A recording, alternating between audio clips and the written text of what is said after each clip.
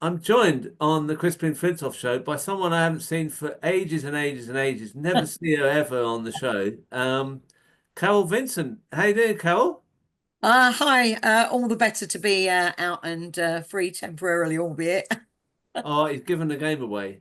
Since the last show, you've been on social media, lots of pictures of you on social media.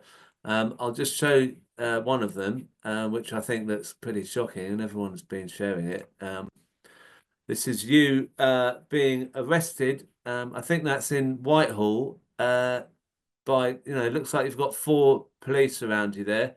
Obviously, you're a tough person to arrest. You have to get four for you. I I think mean, there are about six actually in the end. they needed six. Yeah. Can you tell us what that was about? The arrest. Where were you when you arrested? What was going on? Yeah, so you're completely right. It was Whitehall. And I'd arrived with a group of comrades because it was the spring financial statement day with Rachel Reeves making the announcement of loads of cuts, particularly to disabled benefit claimants. And this will have a huge impact on people, not just disabled people, but also on their carers. And they're terrified. People are terrified. So Disabled People Against Cuts, Black Triangle, and other organisations had organised a day of action. And I noticed very quickly coming down Whitehall that most people in wheelchairs were sort of kettled behind these metal barriers again. So, they're stuck in that one place. They can't get out easily. And I was there to basically disagree with the cuts and support disabled people because none of us know when we might be disabled. Either by, we get television adverts sort of talking about 1 in 2 of us will have cancer. We have stuff around Alzheimer's and all sorts of things. People have accidents. They don't necessarily know that they're going to become disabled, or they may have been born with disabilities or health conditions which restrict their lives to such an extent often where they can't actually work. And this is what the crux of all this is, getting revenue and spending money on defence, more and more money on defence while they prepare for wars, and cut the money that most vulnerable people in our society need. And it's shocking, and I wasn't going to let it go without actually attending the demonstration. And I guess you can't say everything about what happened because you've been arrested and you're facing what's the situation? Are you facing a court hearing or something? Yeah. So I was on my way back to the banner to hold our Stand Up for Your Rights banner, and we were awaiting some other colleagues coming along, and suddenly I was grabbed. So I can't say very much more, but eventually I was, as you saw, I had about 6 officers around me, and I was arrested for a number of things, but sections of different acts, but I never knew which acts, and I didn't know what the sections were for. They weren't telling me. But eventually I was taken to Charing Cross Police Station and charged with 2 accounts. So those accounts are resisting arrest and assaulting a police officer. You're joking. No, I'm not. I wish I was, but I'm not. Uh, Assaulting a police officer? Indeed, yes. And in What? fact, on my charge sheet, it says beating. Beating a police officer? Indeed. Can you tell us how tall you are again? I'm probably about 4'11" now, shrunk over the years. 4'11". Yeah, And you're charged with assaulting a police officer. All right, I don't want to get you into any trouble by talking no, too much about it. Um, but that's pretty shocking. How long were you in the police station for? around about 11 hours. 11 hours. Yeah, What, in a cell? And when did yeah, they let in a you out? cell. When did they let you out? About 10:30 And Wednesday you evening, were so a you week were a ago. carer, aren't you? You were a carer, I aren't you? am a carer, and in fact, I was asking to speak to my solicitor to find out what time they were coming.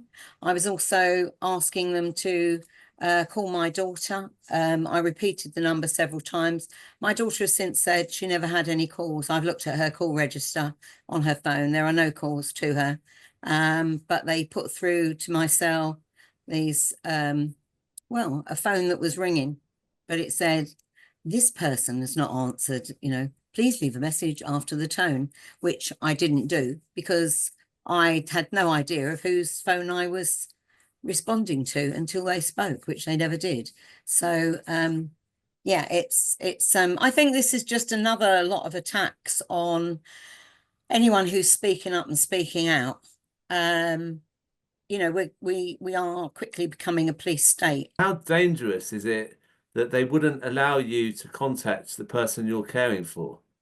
So the person I care for would have really freaked out. So I was trying to get hold of my daughter to enable them to sort the situation out and make it less difficult. And I think one of the reasons they let me out, even without interview, but to appear at Westminster Magistrates at 10 a.m. on the 14th of April, was because they realised that I hadn't got my own medication that I have to take, but also I have to give medication to my adult son. And these are life-saving medications. And whilst it may not hurt for a day or two to lose them, it's not that would be the problem. It's not knowing where I am and when I'm coming in, if I'm coming in, what's happened. That would cause great anxiety to him. And so, I, especially as he is on the autistic spectrum, has ADHD, as well as potentially life-limiting and threatening illness that he's been born with. Yeah. So I mean, 11 hours was totally unnecessary, it seems to me, especially in the context of what you're saying. Well, in the context also of the fact that I had spoken to my solicitor early in the day, and my actual solicitor that I had named to come to the station had informed them that he was ready when they were, and he waited and waited for the call that never came, and then he heard at 10:30 that I'd been released. So not only wasn't my daughter informed, neither was my solicitor that I was ready for interview. So I was just kept there until, the change of shift, and then the evening sergeant at the desk decided to charge me without interview. Look, I'm just aware that, your activism has been, going on for quite some time. You've been active politically for a long time, but I've just got something I just wanted to share a picture of you and Tony Benn outside of court. Could you tell us what that situation was where you were with Tony Benn? Yeah, so I was arrested whilst trying to get Tony and Walter Wolfgang, sadly both deceased now, and Tony, great statesman who fought for the underdog always. And basically, I was trying to get them out of a situation, a stop the war demonstration, where they could have been injured. And as I was trying to get them out, I was being whacked by metal batons. And as I turned, there was a bit of a kerfuffle, and a police sergeant went to whack someone with his metal baton, asp, and his hat fell off. And he grabbed his hat, lost his baton. I got Tony and Walter safely out of the crowd. And then I went to go home.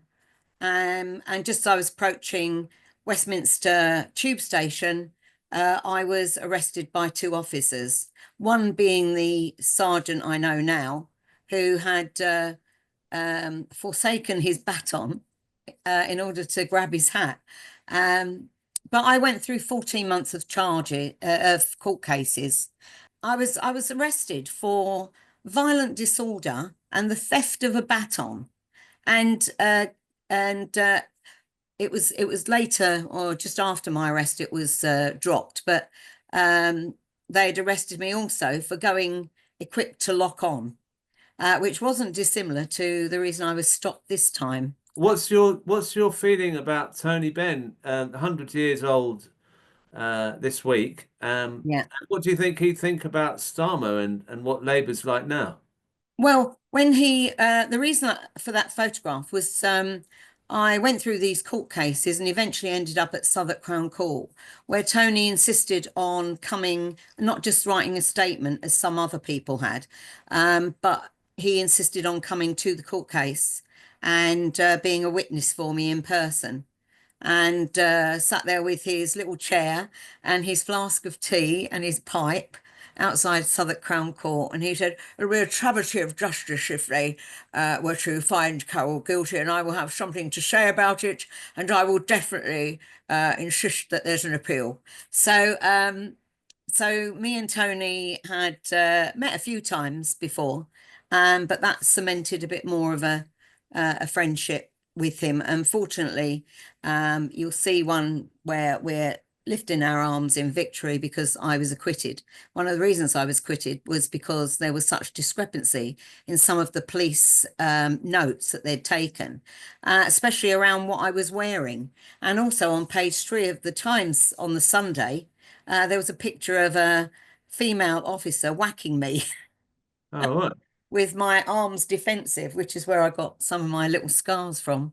Um, yeah, very odd thing. They dropped the violent disorder charge because they obviously had no record of any of that, so they couldn't make it stick. But they kept the theft of a baton going right up to trial. And as I said, I lost a job and was in and out of court for 14 months. Wow.